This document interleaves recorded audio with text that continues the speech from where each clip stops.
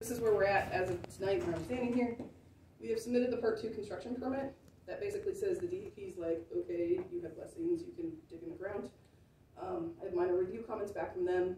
Basically, they just need some profiles and we'll be good to go. We have to prepare a PennDOT highway occupancy permit, also known as an HOP. Finleyville-Arama is a PennDOT road.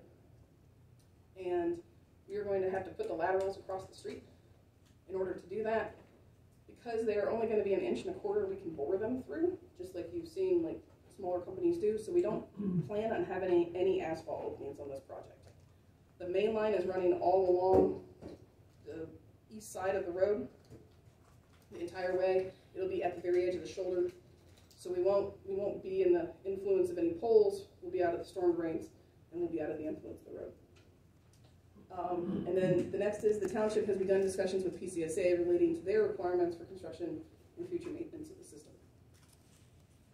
In return, PCSA has provided the township with the rules and regulations. They have submitted the documentation relating to the request of a developer's agreement, and they have laid out some guidelines relating to mainline ownership and operation. As far as the developer's agreement, trying to provide some transparency, PCSA and majority of every authority I've ever worked with, they do not do extensions. It's just not their thing.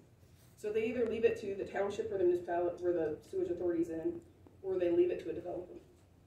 In the case of PCSA, as you know, you've had lots of growth that has taken place in this region for a long time. Developers have paid for those extensions.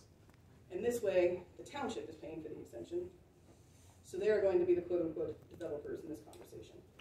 So they're going to follow the same outlines as the normal people do. That way all the legal boxes are checked.